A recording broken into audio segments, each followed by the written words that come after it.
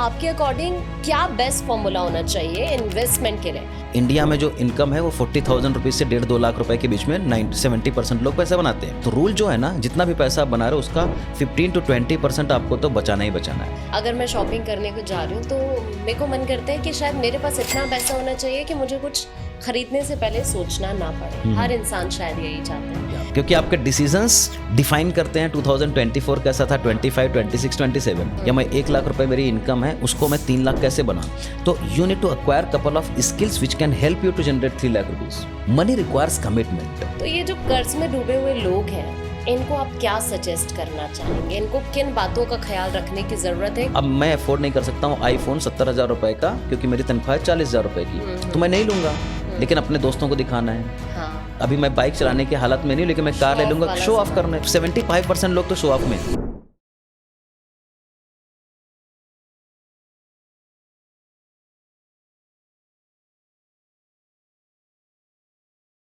Hello and welcome, आपके साथ मैं आकांक्षा राजपूत। पैसा सब कुछ नहीं होता, लोगों की जिंदगी नहीं होता, लेकिन पैसे के बगैर जिंदगी चल भी नहीं सकती। आपकी लाइफ में आपके लिए ये जानना बहुत ज़रूरी है कि फाइनेंशियल फ्रीडम क्या हो सकती है। आज मेरे साथ इस पॉडकास्ट में संदीप गुप्ता जी मौजूद हैं। संदीप जी, पहले तो थैंक यू सो मच, आपने अपना टाइम हमारे लिए निकाला। You welcome ma'am. आपके अकॉर्डिंग अगर हर एक सैलरी क्लास की मैं अगर बात करूं, आपके अकॉर्डिंग क्या बेस्ट फॉर्मूला होना चाहिए इन्वेस्टमेंट के लिए? चाहे आपकी सैलरी है या आप किसी बिजनेस से कुछ कमा रहे हैं, वो फॉर्मूला आप पहले ऑडियंस को एक बार समझाइए। तो thank you so much Akanksha for asking that question. Brilliant question. सबका एक रहता है कि मेरी कितनी सैलरी है और उसमें से हम क्या कर सकें। तो आकांक्षा, पहले ये समझना पड़ेगा कि इन्वेस्टमेंट करना क्यों है। तो अगर हमारे पास गोल ही नहीं होंगे तो हम कैसे इन्वेस्ट करेंगे। तो अगर मेरे को 2 महीने के बाद में कुछ पैसा चाहिए तो मैं 2 महीने की सैलरी से ही कुछ इन्वेस्ट कर सकता हूँ। अगर मेरे को 2 साल, 5 साल, 10 साल के बाद में पैसा चाहिए तो पैसा कम चाहिए होगा, क्योंकि लॉन्ग टर्म का ड्यूरेशन है। सो कुछ फार्मूला नहीं है, लेकिन एक जो नॉर्मल लोगों की इनकम है, इंडिया में जो इनकम है वो 40,000 रुपीज से 1.5-2 लाख रुपए के बीच में 70% लोग पैसा बनाते हैं, राइट। कोई लोग 20,000 बनाते हैं, कोई 50,000 बना, लेकिन मेजरली जो सर्विस क्लास है वो 30,000, 40,000 से लेकर के 1.5 लाख रुपया बनाते हैं। तो आपको ये सोचना पड़ेगा कि पहले कि कितना पैसा हम बचा सकते हैं। तो रूल जो है ना, जितना भी पैसा आप बना रहे हो उसका 15 to 20% आपको तो बचाना ही बचाना है। अब मान लेते हैं कि बंदे जिसके पास 5 साल से 10 साल का एक्सपीरियंस है, उसकी सैलरी 50,000 से 1 लाख है। 80,000 रुपीज अगर बंदा बनाता है तो 16,000 रुपए से 20,000 रुपए हर महीने वो बचा सकता है और वो इन्वेस्ट कर सकता है, जो कि कभी वो इस्तेमाल ना करे अगले 5 साल, 10 साल, 20 साल। ओके, तो ये फॉर्मूला क्या हो सकता है? फार्मूला ये 20% का रूल है। फार्मूला देखो, फार्मूला यही है ना। अब अगर मेरी इनकम 5 लाख है तो आपको भी पता है मेरे बेसिक खर्चे 5 लाख नहीं होंगे, 1 लाख होगा। तो ये फार्मूला जो है ना, सब मिडिल क्लास के लिए होते हैं। Exact, right. अब आप लेकिन एक इनकम ग्रुप लेते हैं 50,000 रुपए। 50,000 रुपए के लिए फार्मूला क्या है कि 30,000 रुपए में एक बढ़िया बंदा खा सकता है, पी सकता है, और एक मतलब दिल्ली से शहर में 20,000 रुपए में एक रेंटेड अपार्टमेंट मिल सकता है। 15,000 रुपए में ग्रोसरी, वेजिटेबल, स्कूल, मेडिकल सब कुछ हो सकता है। 10 से 5,000 रुपए वो बचा सकता है, इतना मुझे समझ में आता है। लेकिन अगर आपकी सैलरी 1 लाख हो गई तो आप 15,000, 20,000 बचा सकते हो। आपकी सैलरी 3 लाख हो गई तो आप बचा सकते हो। तो रूल क्या होता है कि 50 से 60% से मैक्सिमम आप ज्यादा पैसा आपको अपने बेसिक एक्सपेंस पे नहीं खर्चा करना चाहिए। 30% ऐसी चीजों पर खर्चा करो जो आपकी लाइफ को एनहेंस करे, एक्सपीरियंस दे आपको। मे बी गैजेट्स हो गया, मोबाइल हो गया, ट्रैवल कर रहे हो, लग्जरी आइटम्स पे काम कर रहे हो, इसको बोलते हैं वांट। तो पहला होता है एक नीड और एक होता है वांट। नीड का मतलब है जिसके बिना हमारा काम नहीं चलना है। रेंटल इनकम हो गया, रेंटल हो गया, या फिर आपको ट्रैवलिंग करना है, आपके बच्चों का एजुकेशन है, मेडिकल है। और वांट का मतलब है जो आपके एक्सपीरियंस को बढ़ाए। 20%, 30% वहां जा सकता है, और 20% can go for the investment, saving. ये पैसा आपके फ्यूचर वाले गोल्स को कंप्लीट करने के लिए, बच्चे की पढ़ाई हो गई, शादी हो गई, रिटायरमेंट प्लानिंग में हो गया, या फिर घर खरीदना है, कार खरीदना है। तो इस तरीके से 50-30-20 का रूल बनाओ। और ये कुछ फिक्स रूल नहीं है, आप इसको 60-20-20 भी कर सकते हो, 60-25-10 भी कर सकते हो, लेकिन मेजरली मोटा मोटा आपको ये तीनों जगह फैक्टर्स में पैसा जाना चाहिए। अगर कम पैसा आप बनाते हो तो आप 10%, 20% नहीं बचा सकते हो, लेकिन आप ज्यादा पैसा कर सकते हो तो हो सकता है 50% सेव करने लगो, ग्रो करने लगो। तो आप एक पेपर पेन पे लिखो कि आपका बेसिक एक्सपेंस क्या है और उसके हिसाब से अपने मैथमेटिक्स को करो। इसको मैं बोलता हूँ मनी गेम। पेपर पेन वाली बात आपने की, यही लोगों को आज से हैबिट बना लेनी चाहिए। एब्सोल्युटली, क्योंकि मेरी पूरी जिंदगी पेपर पेन पे गुजरी है। मतलब मैं every day I used to go to office. मैं I was working with Standard Chartered Bank, ICICI, Kotak Mahindra. 15 साल मैं 7 बैंक के साथ में काम किया। मेरा सबसे ऑफिस में पहला काम एक ही होता था, कंप्यूटर होता था, उसके पास में कीबोर्ड होता था, उसके नीचे एक मैं पेन रखता था, पेपर रखता था। उसमें सबसे पहला मेरा ये काम होता था कि मेरी आज सैलरी 50,000 है, तो मैं कैसे इसको इन्वेस्ट करूंगा, कितना पैसा ट्रैवल में होगा, कितना पैसा ग्रोसरी में, वेजिटेबल्स में, कितना पैसा मेरे एजुकेशन पे लगेगा, कितना पैसा रिटायरमेंट में, फिर 1 लाख का, फिर 2 लाख का, फिर 3 लाख का। रोज आपको पेपर पेन पे लिखना है कि कितना पैसा खर्चा कर रहे हो, कितना पैसा सेव कर रहे हो। आप ये काम अगर 2 से 3 साल कर लोगे, मैं आपको बता रहा हूँ कि कोई नहीं रोक सकता आपको मिलियनर बनने से। 3 साल अगर आपने पेपर पेन पे लिख लिया कि क्या चाहिए, क्या नहीं चाहिए, क्या खर्चा कर रहा हूँ, कितना पैसा है, कितना और आना चाहिए, आपकी लाइफ सेट है। Whatever you measure it gets magnified. अच्छा, ये जो आपकी लाइफ बैंक से अभी यहाँ तक पहुंची है, ये थोड़ा जर्नी आप जरा लोगों को बताइए अपनी। जर्नी ऐसी है कि आई वॉज अ नौकर, दिल्ली में मैं नौकरी करता था। I was working with Max New York life for approximately 2 years। Ayodhya में 7,000 की सैलरी थी मेरी 2007 में। Then move to the bank called, not bank but State Bank of India credit card division में काम किया। दिल्ली में 2 साल क्रेडिट कार्ड बेचता था मैं मार्केट में। Then I work with the company called ICICI bank. 2 साल 3 साल 4 साल मैंने वहाँ काम किया हैदराबाद में। फिर उसके बाद में I start working with Kotak Mahindra bank, standard Chartered bank. ये 15 साल नौकरी करी मैंने। और इसके बाद में जब मुझे लगा कि 15 साल नौकरी करने के बाद में I have not reached any place, मैं रिच नहीं बन पाया, या फिर go to office come back home वाला, और 60 साल तक मैं यही करता रहूँगा, तो I will not be able to buy one home, car और luxury travel plans what I wanted always in my life. तो फिर मैंने सोचा कुछ तो कुछ करना चाहिए। Then I started improving my skill. What skills I have improved? Sales skills, marketing skills, communication skills, leadership skills, money management skills, investment skills, high negotiation skills. ये 7-8 स्किल्स पे मैंने काम किया। और तो हमारी जिंदगी का एक फार्मूला रहता है कि जितनी हाई पेइंग स्किल पे काम करोगे उतना हाई पेमेंट मिलेगा। एंड जब मैंने ये ट्रांजिशन करा अपनी नौकरी छोड़ करके, एक्चुअली 1 करोड़ रुपए मैंने बना ही लिया था जब मैं नौकरी कर रहा था 1.5 साल की कोचिंग ट्रेनिंग में। And then when I thought that कि जितना पैसा मैं नौकरी में बना रहा हूँ 75-80,000 I was making in the last job in 2020-21।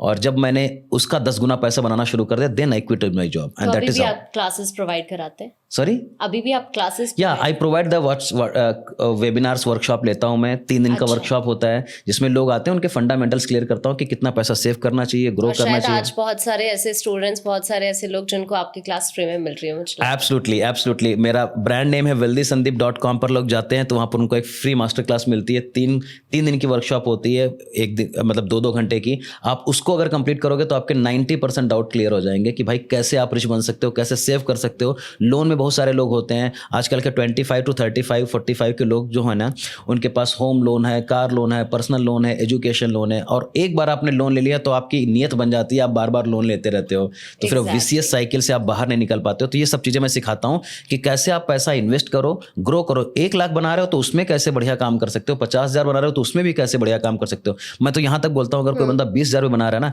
वो भी 5 साल अगर बढ़िया काम करे तो वो फाइनेंशियली फ्री हो सकता है। फाइनेंशियली फ्रीडम का मतलब क्या हो गया कि भाई जितना पैसा मेरे को हमारे खर्चे के लिए चाहिए मिनिमम, वो मेरे को, if I am sleeping still I make money. मुझे लगता है कि हर एक आम इंसान का सपना होता है कि अगर मैं शॉपिंग पे, मेरा खुद का, अगर मैं शॉपिंग करने को जा रही हूँ तो मेरे को मन करता है कि शायद मेरे पास इतना पैसा होना चाहिए कि मुझे कुछ खरीदने से पहले सोचना ना पड़े। हर इंसान शायद यही चाहता है। इस पॉडकास्ट के जरिए हमारी भी कोशिश यही है कि हम लोगों को सही टिप्स दे सकें। संदीप जी, एक क्वेश्चन मेरा आपसे, ये नया साल है 2025 और कुछ लोग अपने फाइनेंशियल जर्नी को भी स्टार्ट कर रहे हैं, तो उससे रिलेटेड मेरा आपसे क्वेश्चन ये है कि कौन कौन सी ऐसी जरूरी बातें हैं जिनका ध्यान रखने की लोगों को जरूरत है? सबसे पहले तो क्वेश्चन ये करना चाहिए आपको कि 2025 में क्या चेंज हो जाएगा। कुछ नहीं चेंज होने वाला है, बिल्कुल, क्योंकि आपके डिसीजंस डिफाइन करते हैं 2024 कैसा था, 25, 26, 27। तो आपको डिसीजन लेना पड़ेगा, what do you want outcome from this 2025। उसके हिसाब से आपको डिसीजन लेने पड़ेंगे। अब मान लेते हैं कि मैंने डिसाइड किया 2025 में 26 में मेरे को फाइनेंशियली फ्री होना है, या मैं 1 लाख रुपए मेरी इनकम है, उसको मैं 3 लाख कैसे बना। तो you need to acquire couple of skills which can help you to generate 3 lakh rupees. Okay. क्योंकि आप अगर नौकरी कर रहे हो, बिजनेस कर रहे हो, तो टाइम दे रहे हो प्लस आप स्किल दे रहे हो। आप डॉक्टर हो, लॉयर हो, प्रोफेसर हो, इंजीनियर हो, सीईओ हो, लेबर हो, क्या हो आप, उसके हिसाब से आपकी सैलरी डिसाइड हो रही है, आपकी इनकम डिसाइड हो रही है। आपको अपनी स्किल पे काम करना पड़ेगा। जब जिस दिन आपके पास में हाई पेइंग स्किल आ जाएगी तो आपकी हाई पेइंग इनकम आ जाएगी। दूसरा फॉर्मूला आपको याद रखना है कि जब भी हम पैसा बनाते हैं तो एक सर्टेन पोर्शन हमको कहीं ना कहीं वो इन्वेस्ट करना है, वो हमारे फ्यूचर में काम आएगा, जिसको मैं मरते दम तक नहीं टच करूंगा। मतलब if I am on my death bed still I will not be using that one. Money requires commitment. It will not happen कि ऑटोमेटिकली हो जाता है। जैसे आपने बताया कि मेरे को मन होता है कि शॉपिंग मॉल में जाता हूं तो मैं खरीदती रहूं, ऐसा नहीं होता। आपके पास एक फिक्स बजट है, अगर इतना पैसा लेकर के आप करोगे भी क्या if you are not able to enjoy it. मान लेते 10,000 रुपए का बजट है तो 12,000, 15,000, 20,000 रुपए, फिर अगले वीक में फिर से जाओगे शॉपिंग करने, फिर से जाओगे, कितना ही शॉपिंग करोगे आप। लेकिन आपको अगर डिसिप्लिन में नहीं रहोगे कि भाई मेरा 15,000 का बजट है, 15,000 से 20,000 खर्चा कर सकती हूँ, अब ये मैंने एक पोर्शन निकाल के रख दिया अपने वांट पे। अगर ये नहीं भी होगा तो भी काम चलेगा। लेकिन ग्रोसरी और वेजिटेबल और आपका रेंट और यूटिलिटी पे आप कंप्रोमाइज नहीं कर सकते हो। बच्चों को स्कूल भेजना ही भेजना है, तो आपको ये डिसाइड करना पड़ेगा कि 50% मेरा बेसिक नेसेसिटी में जा रहा है, 20% मैं अपनी फैमिली के वांट पे, अपने करियर को, एक्सपीरियंस को कैसे बना। तो आपको एक डिसाइड करना पड़ेगा। मैं बोलता हूं कि आपकी सैलरी अगर 1 लाख भी है ना, 10% पैसा आप निकाल करके SIP कराओ, म्यूचुअल फंड कराओ, स्टॉक मार्केट में इन्वेस्ट करते जाओ, उसको भूल जाओ कि ये आपका पैसा है। डिसीजन ले लिया आपने और पहले दिन ये इन्वेस्ट करना शुरू कर दिया। हर महीने की 1 तारीख को क्या ये जो आप SIP वाला बोल रहे हैं, म्यूचुअल फंड्स का जो अभी आपने जिक्र किया या स्टॉक्स का भी आपने जिक्र किया, तो क्या ये बेस्ट ऑप्शन है मतलब इन्वेस्टमेंट के लिए अगर कोई शुरुआत करे? देखो आपके पास ज्यादा पैसा नहीं है, ज्यादा एक्सपीरियंस नहीं है, तो mutual fund is the best product to enter into the market which can give you 12 से 15% का रिटर्न आपको दे देता है। सेफ भी रहता है। अब सेफ का मतलब नहीं पैसा लेकर कोई भाग जाएगा, ऐसा भी नहीं है। और आपके पास अगर आपकी एज आपके हाथ में है, मतलब आप 25, 30, 35, 40 के अंदर में हो, 50, 60 में भी हो, और आपको लगता है कि ये पैसा मेरे को 4, 5, 7 साल नहीं चाहिए, तो mutual fund is the best option to invest. 500 रुपए शुरू कर सकते हो, 10,000 से शुरू कर सकते हो, 2,000 शुरू कर सकते हो। लेकिन अभी आपने SIP का जिक्र किया, मतलब मैंने इन्वेस्ट किया हुआ है SIP में, तो मेरे कुछ जो आसपास के फ्रेंड्स हैं, लाइक मैंने अगर किसी से शेयर किया कि मैंने इसमें इन्वेस्ट किया है, ये आप इन्वेस्ट करो, तो उन लोगों के अंदर ना थोड़ा डर है कि नहीं, अब मैंने अगर इन्वेस्टमेंट इसमें कर दी तो ऐसे तो नहीं हो जाएगा कि मेरे पैसे मर जाएंगे। तो ये थोड़ा सा आप लोगों को एक बार क्लियर करिए SIP वाला, क्योंकि मेरे आसपास मेरी खुद की मदर, उन्हें किसी ने बताया तो उन्होंने मेरे को बोला कि बेटा ये ऐसे ऐसे तो तू इन्वेस्ट कर ले इसमें, लेकिन ऐसे तो नहीं हो कि हमारे पैसे मर जाएंगे।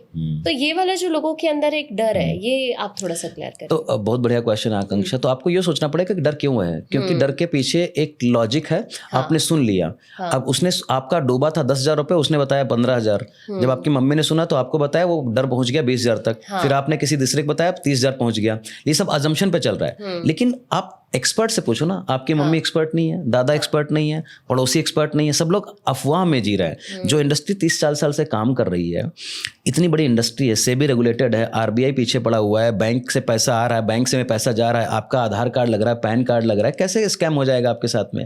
तो और स्कैम अगर हो रहा है तो आप डिजाइन्ड हो स्कैम होने के लिए, क्योंकि आप पढ़ते नहीं हो। बेबी लोनियन फिलोसफी ऑफ इन्वेस्टिंग क्या कहती है? ऐसी जगह आपको इन्वेस्ट नहीं करना है जहां पर आपको आइडिया ना हो उस प्रोडक्ट का, सर्विसेज का। तो अगर नहीं है तो आजकल गूगल है, यूट्यूब है, 5 मिनट बैठ करके पढ़ लो, 10 मिनट पढ़। आप अपनी मम्मी से, अंकल से, चाचा से, दोस्त से पूछोगे, जिंदगी में आप आगे नहीं बढ़ पाओगे, क्योंकि उनका वो कोर नहीं है ना। उनका काम है खाना बनाना, टीचिंग करना, प्रोफेशन में जो काम है। आप ऐसे बंदे से पूछो जो उस इंडस्ट्री में है। अगर आपको दिल्ली जाना है तो आप दिल्ली के रास्ते के लिए जो जा रहा होगा उससे पूछोगे। जब हम फंडामेंटल हमारे पास रॉन्ग है तो फिर कैसे होगा? स्कैम हो गया मेरे साथ। और अजम्पशन है कि डर लगता है डूब जाएगा। डूबता नहीं है पैसा, आप डुबाते हो पैसा। आप अगर आपने इतनी मेहनत से पैसा बनाया है तो आपके पास में 1 घंटा तो होगा उस पैसे को कैसे इन्वेस्ट करना है, ये सीख लो। राइट। और ऐसे राइट साइड बंदे के पास में जाओ जिनके पास में नॉलेज है, फैक्ट है, और उनकी बात भी मत मानो, उनसे इन्फॉर्मेशन लो। 4 लोगों से इन्फॉर्मेशन लो, गूगल करो, यूट्यूब पर डालो, 10 साल का हिस्ट्री देखो, 20 साल का हिस्ट्री देखो, 50 साल का हिस्ट्री देखो, फिर इन्वेस्ट करो। आजकल डिजिटलाइजेशन का ज़माना है, तो इस पे मेरा आपसे क्वेश्चन ये है, बहुत सारे डिजिटल टूल्स हैं, एप्स हैं, क्रिप्टो एंड ऑल, आप बेहतर तरीके से जानते हैं। तो अगर हम इन्हें यूज़ करें और अपनी इन्वेस्टमेंट को बढ़ाना चाहें, या हम चाहते हैं कि इनसे पैसा हमारे पास आना शुरू हो जाए, तो इसको लेकर कोई सजेशन आपके पास? बहुत सारे एप्लीकेशंस हैं, लेकिन आप ये सोचो कि आपका ऑब्जेक्टिव क्या है। हमेशा याद रखो कि अगर पैसा आना शुरू हो जाए इसका मतलब है आप उससे इनकम सोर्स ढूंढ रहे हो। तो इनकम सोर्स दो ही तरीके से बनती है, या तो आप टाइम डालते हो, टाइम डालते हो, पैसा डालते हो, और आप स्किल डालते हो। आप अगर रिटर्न एक्सपेक्ट कर रहे हो और उस रिटर्न से घर चलाना चाहते हो तो ये अभी एग्जैक्टली पॉसिबल नहीं है राइट नाउ। अब लोग बोल रहे हैं कि क्रिप्टो करेंसी में डाल दो, 10,000 डाल दिया, आपको रोज 500 रुपये मिलेगा 10, तो ये चीज़ रेगुलेटेड नहीं है इंडिया में। म्यूचुअल फंड में भी आपने पैसा डाल दिया तो आपको रोज पैसा नहीं मिलने वाला है, क्योंकि वो 10-15% बढ़ेगा साल भर में, 1.5 साल में, 2 साल में, फिर कंपाउंड होगा। तो ये सारे आपने जो पैसा बनाया ना उसका इस्तेमाल करना है आपको अपनी लाइफ स्टाइल मेंटेन करने के लिए। जो बाकी का पैसा है वो आप इस्तेमाल करो अपनी वेल्थ बिल्ड करने में। तो consider job as an instrument to create wealth, so that after 10-15 साल के बाद में अगर आप चाहो कि मैं अपना बिजनेस करना चाहता हूँ, रिटायरमेंट होना चाहता हूँ, वो पैसा आपको इतना पैसा दे ताकि आप नौकरी से फ्री हो जाओ और अपना पैशन फॉलो करो। तो क्वेश्चन यूनिट बी आस्किंग कि छोटे मोटे चक्कर में मत पड़ो कि 10,000 रुपये डाल दिया, 50 रुपये 100 रुपये रोज मिलने लगा, ऐसा मिलता नहीं है। और कोई बता रहा है अगर 7%, 10%, 15% से कोई बंदा महीने का रिटर्न, साल का रिटर्न दे रहा है तो एक बार सजग हो जाओ। जब सरकार 8% दे रही है, 7% दे रही है, एफडी आपको 6% दे रही है, स्टॉक मार्केट म्यूचुअल फंड 12% से 18% दे रहा है मोटा मोटा, तो आप कैसे एक्सपेक्ट कर रहे हो 25%, 50%, 1 लाख गुना, 2 लाख गुना, 4 गुना लाख मिल सकता है। मैं नहीं बोल रहा हूँ नहीं मिल रहा है, लेकिन अपॉर्चुनिटी कितनी बहुत कम है। तो हमेशा ये बोलते हैं कि इन्वेस्टर आपको बनना है तो आपको बड़ा माइंडसेट करना पड़ेगा। 5 साल 10 साल से नीचे का पैसा मत लगाओ। 3 महीने में कोई पैसा डबल नहीं होता, आपको भी पता है, मेरे को भी पता है, आपको भी पता है कि ये कुछ गड़बड़ हो सकता है, लेकिन फिर भी हम लगाते हैं और फिर उनको मार्केट में गोल गोल घुमाते रहते हैं कि यार पैसा लगाया था डूब गया। लेकिन अच्छा, क्रिप्टो करेंसी को लेके मेरा आपसे पर्सनली भी क्वेश्चन है, अगर इसमें इन्वेस्ट किया जाए तो ज़रूरी है, मतलब कुछ बातों का ध्यान सभी को मुझे लगता है रखने की ज़रूरत है। तो आम लोगों के लिए आप क्या सजेस्ट करना चाहेंगे? देखो, अगर आपने आम आदमी बोल दिया तो उसको दूर ही रहना चाहिए। अगर आम हो तो आम की तरह से काम करो। हाँ, एग्जैक्टली। तो फिर आप ज्यादा लालच में मत पड़ो। क्रिप्टो करेंसी अभी आपको लग रहा होगा क्रिप्टो करेंसी डबल हो गया, ट्रिपल हो गया पिछले 6 महीने में, लेकिन 5 साल की हिस्ट्री देखो ना आप। और मैं ये नहीं बोल रहा हूँ 20 साल में वो 100 गुना, 1000 गुना, 10,000 गुना हुआ है, लेकिन सारी करेंसी हुई क्या? आपको नॉलेज है क्या? कौन सा इंस्ट्रूमेंट सही है, कौन सा कॉइन सही है? इन्वेस्ट करो। लेकिन मेरा सिंपल फंडा है कि I will only invest in the instrument which I understand और which is regulated by government of India, और पूरा क्लियर मेरे को लेजिस्लेशन है कि भाई ये वाला ऐसा है, एकदम ब्लैक और व्हाइट, ग्रे एरिया कुछ नहीं है। तो crypto currency I do not speak about that too much. अगर आपको लगता है कि आपको इन्वेस्ट करना है, आप रिसर्च करो, इन्वेस्ट करो, बट मेरा फिर भी एक लॉजिक रहता है, never invest in the instrument which you do not understand. Second thing, only invest which you can afford to lose. अगर वो 10,000 रुपये चला भी जाए तो मेरे को गम नहीं, फिर मैं मार्केट में चिल्लाना ही क्रिप्टो करेंसी में कुछ नहीं होता है, क्योंकि जिसका पैसा बनता है वो बताता नहीं है, और जिसका पैसा डूबता है वो बोलता है, और 90% लोगों का पैसा डूबता है। अब पैसा डूबने की आपने बात की तो हम ये तो डिस्कशन कर रहे हैं इन्वेस्ट कहीं में करना चाहिए, इंसान कैसे धन जुटा सकता है, फाइनेंशियल फ्रीडम किस तरीके से इंसान को मिल सकती है, लेकिन अब बात मनी मैनेजमेंट की भी करें तो बहुत सारे लोग, मतलब एक मिडिल क्लास से ऑब्वियस सी बात है, वही मुझे लगता है कि कर्ज में डूब सकता है इंसान।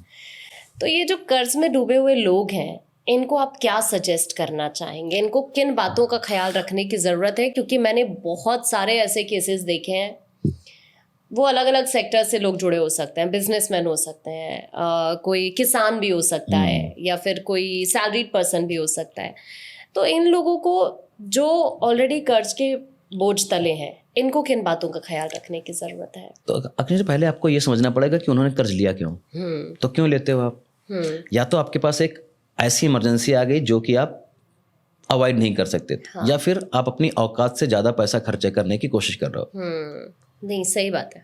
तो अब मेरा, अगर मैं 2 BHK रहने लायक हूँ, 20,000 रुपये मेरा, 50,000 रुपये तनख्वाह है, 10,000 15,000 अफोर्ड कर सकते हैं। अब मैंने घर ले लिया, मेरे को घर चाहिए, आपने 15 लाख 50 लाख 60 लाख 1 करोड़ का घर ले लिया, अभी आपने EMI, क्योंकि मेरी मम्मी ने बोला है कि मेरे सर के ऊपर छत चाहिए, तो या तो आप इमोशंस से बाई करो या तो फिर आप लॉजिकल बनो। तो आप अब मैं अफोर्ड नहीं कर सकता हूँ आईफोन 70,000 रुपये का, क्योंकि मेरी तनख्वाह है 40,000 रुपये की, तो मैं नहीं लूंगा, लेकिन अपने दोस्तों को दिखाना है। मेरे पास कार, अभी मैं बाइक चलाने की हालत में नहीं, लेकिन मैं कार ले लूंगा, शो ऑफ करना है। तो 75% लोग तो शो ऑफ में है, शो ऑफ में है, गारंटीड है ये। तो आपको पहले ये सोचना पड़ेगा कि आपकी नीयत है हर बार लोन लेना क्या, और अगर ले लिया है तो फिर उसका भुगतान तो आपको ही करना पड़ेगा। बिजनेस आपने करा है, आपको पता था बिजनेस में रिस्क है, तो फिर आपको ईएमआई तो पे करनी पड़ेगी।